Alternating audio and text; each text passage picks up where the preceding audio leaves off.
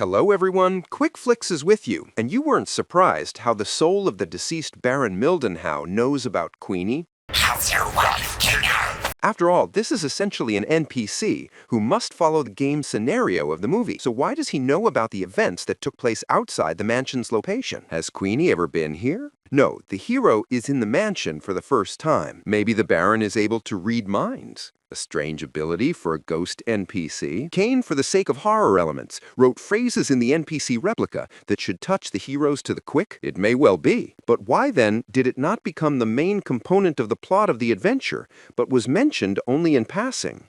Or maybe Queenie's soul is hovering in hell among many of these souls, and Mildenhau personally spoke to her. Well, definitely not. Kane has no power over the souls of the players, otherwise scattering would not be a problem for anyone.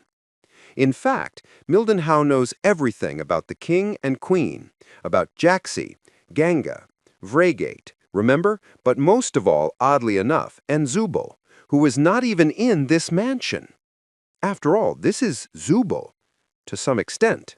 Yes, I know it sounds crazy, but in this case, everything is much deeper than it may seem at first glance. But first, let's be honest. This quest is just disgusting and completely devoid of logic. Why does an angel send people to hell? Why is a 3-year-old child buried on the territory of the mansion who became a phantom if Milton also teaches How had no children? What kind of paintings of completely left-wing people are hung around the mansion? What kind of pointless hints, and why are the heads of the main characters posted here at all? This whole adventure is a compilation of crooked horror cliches, somehow combined together by artificial intelligence, which is trying to figure out what people might like. But at the same time, Baron Mildenhall and his wife are registered incredibly well. Too good. They're like living people. Even being dead, they behave much more naturally than the same queen of gloinks and fudge and candy queen. And these have a backstory, a tragedy in life. Sincere feelings and emotions from these two does not carry the effect of the Sinister Valley. And don't you think it's strange that Kane, who doesn't understand human emotions, managed to create such living NPCs as Theodore and Martha Mildenhall? As alive as Gamaga, who managed to realize and feel that he's a fictional character of the game in the last video, we came to the conclusion that Kane, testing a new AI, most likely used memories and remember the feelings to create a kindred spirit for her in the form of Gamaga, who felt everything the same as she did, experienced the same problems. This may seem weird, but I think I know the feeling. Just the same, this method allows him to create such living NPCs. Kane uses data from the players' minds to create the perfect simulation that they would like. And if the last adventure was created specifically for Remember, and Kane overly insisted on her participation in it, then this time he tried especially for Teeth. Where's Zubul? I made this adventure really cool and mature, just for them. The Mildenhall's mansion was built based on data from her mind, and everything we see here is a projection of her thoughts and her experiences and her interests. As I have already told in the video about the past of the circus heroes, Zubul is in many ways similar to the creator of the animated series Goose Wars. She is not binary, cynical, and loves a gloomy atmosphere, which is perfectly reflected in this adventure made in the style of horror. On the shelf, you can notice a Lovecraft book, which Gusworks was fond of reading, and the heads of the main characters hanging on the walls in a distorted horror form demonstrate the two's idea of each of them. Ragatha's just too nice to say anything. Jax just likes to f*** with everybody. Gangle's too shy to speak up. Kinger's insane. And Pomni, she looks traumatized every time she comes back from one. But the Zubul itself looks the worst. Altered, disfigured, and failed to find suitable parts for itself.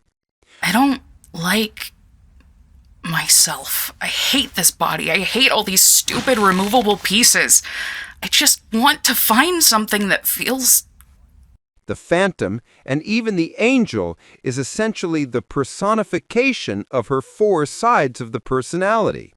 The phantom is the playful child side, long ago buried in the garden, which is not allowed to say a word.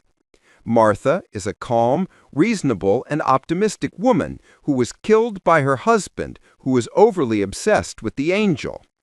This monster in this case is the personification of internal problems associated with the inability to accept his body.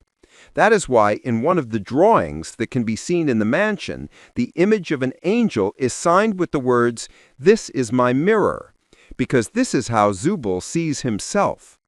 Throughout the house, her self-portraits in the form of disfigured faces are also hung, similar to those that Gus Works paints depicting himself. Like Baron Mildenhauer, Zubul struggled for years with her problem of not accepting her body, and became so obsessed with it that it completely captured her consciousness, resulting in Theodore killing his wife. That is, the calm and cheerful side of the Tooth's personality. After that, all that remains in her life is overly obsessed with her problem and the problem itself. Theodore tells that he managed to cut off the angel's head, but it didn't kill him, hinting that Zubul most likely decided on plastic surgery during her lifetime, but this did not help her get rid of the problem. Even without her head, she continues to haunt her to this day. Simply swap out your undesirable Zubul parts for better ones! I've been trying to find parts I like since the day I got here. And now, Baron Mildenhauer, having finally gone mad, is eager to find life in a completely new body, hoping that he will be comfortable in it. And this terrible atmosphere of the mansion, in fact, shows us what is going on in the head of Tooths, excessively obsessed with their experiences.